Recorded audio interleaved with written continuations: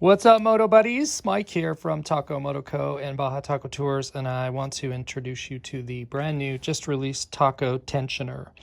This is a pre-calibrated tensioner that will set your chain to factory specs.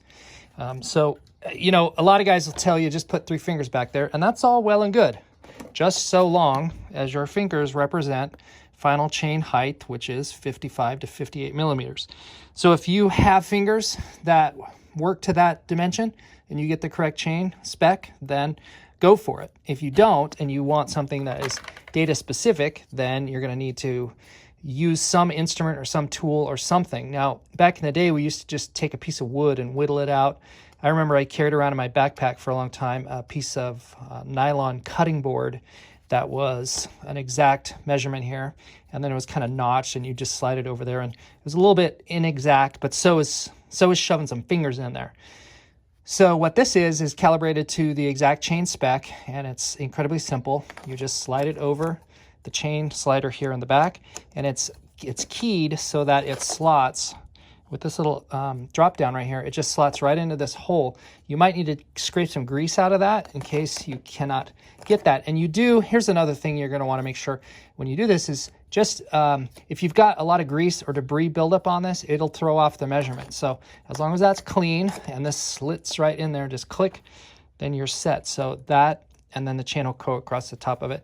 And it's a good idea if you just move the chain so that you've got one link sitting on top. So one of the one of the inner links, not the outer link here, but the inner link, set that on top of the chain. Obviously, you know that the back wheel needs to be up in the air. We all know kind of how to do the chain, set the tension. But once you've got that in there, now you can go ahead and adjust it. This is clearly loose, and let's tighten it up.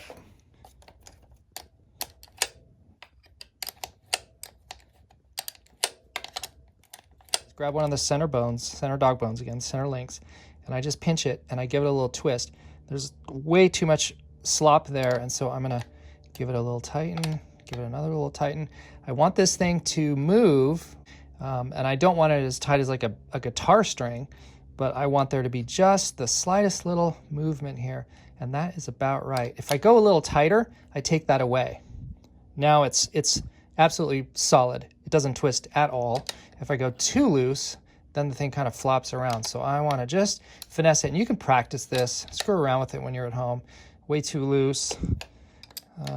You're just looking for that Goldilocks spot, and that's just about it right there.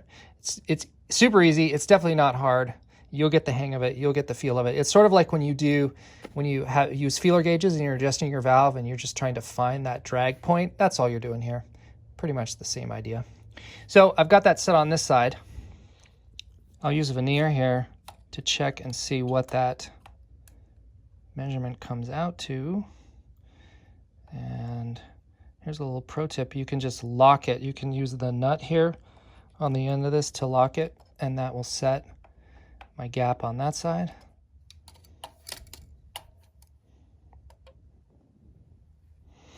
So over here on this side, I'm just going to back this in, taking some of this away.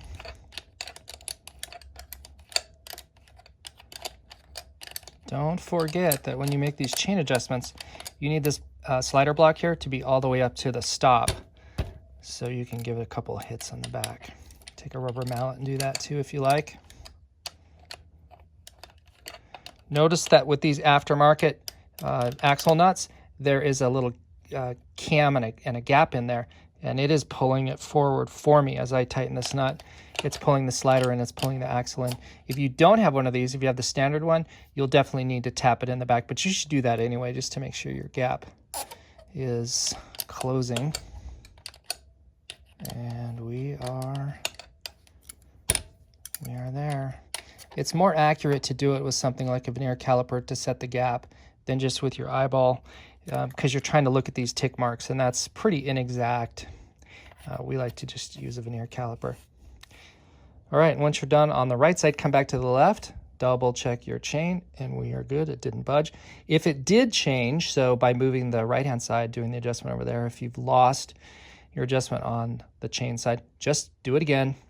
Might take 1 or 2 times if it's super out of adjustment, but we're fine here on this one. And then come and remove the tool, throw it in your backpack or your tool bench, and you are good to go. Now, let me make a couple other final notes here about this. This adjustment is exactly to factory spec. There are plenty of guys out there who will tell you that that makes the chain too loose. Here's my thought on that. Yes, it is. It is looser than it technically needs to be. So if you took out the shock and you moved the swing arm through the radius, the neutral point or the horizontal point, the horizontal plane, is exactly the adjustment value because the chain is loosest at the apex of its sweep. So at the top or the bottom is where it's loosest. Where it's tightest is at the parallel point, the horizontal point of the swing arm between the pivot point on the frame and then the center point of the axle. So completely flat, a flat plane when you move the wheel out, when you move the wheel up. That's its tightest point. And so there are some who will say, adjust your chain there, give it a little bit of slack at that point, and that's your finish adjustment point. While all of that is true, that is the exact point to measure from, what that doesn't take into account is the reality that your chain and your sprocket are going to pick up dirt and mud. And so as this chain is moving across the sprocket here, you're going to have some debris that's going to end up in there, and that's going to change your measurement. So if you've adjusted the chain to that exact sweep, the spot where the axle is at its narrowest, the chain is at its tightest point, and you adjust to that point, that's fine as long as you are, say, a supermoto guy and you're never going to encounter anything that's going to become a contact wedge in between the sprocket and the chain. And unlike those guys, the rest of us in the real world, we're running in dirt and mud and sand, and some of that's going to build up on here. You will get a little bit of debris. And when that happens, that will tighten your chain. So if you've set it to the maximum tightness and then you pick up something in here, your chain is too tight. And that's going to stress out the bearings and also the output shaft of the transmission and the bearings in the case. And in a worst case scenario, you will destroy and auger out the bearings and then maybe even do some damage to the hub, and the hub will need to be replaced. You are over-tensioning the chain, you're wearing out the chain, the sprocket, the bearings, and the transmission. This is my philosophy. I would much rather err on the side of too loose than too tight.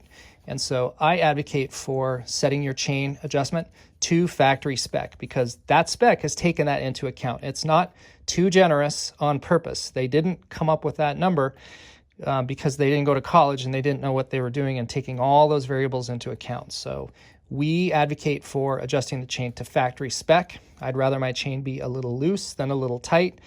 So if you weigh out the consequences of too loose, I'm going to wear out the chain slider, easy and inexpensive. I'm going to potentially have a little premature on my chain, easy to replace, inexpensive. I might do a little bit of premature wear on the sprocket here, but not likely because it's being bound and sort of retained here on the bottom slider. Now, I might wear out the pad on the bottom slider a little more otherwise. Again, easy to change and cheap. What's not easy to change? Wheel bearings, not. A hub, not easy to change, not inexpensive. Transmission bearings and failures on the engine, absolutely not easy and not cheap. So just weighing all those variables into account, I would advocate, and I'd rather be exactly to spec or a little loose than under spec and tight any day of the week. Absolutely. The only exception would be is if you are a street only rider, supermoto guy, and you're never going to be on the dirt and you're never going to run the risk of picking up any debris inside of that pinch point, contact point here on the chain, between the chain and the sprocket. So that's my philosophy on that. Do with it what you will. Thank you for watching this video. Please feel free to let us know if you have any questions about any of our products and pick up one of these new Taco tensioners. Thanks for watching. Go out, get some adventure.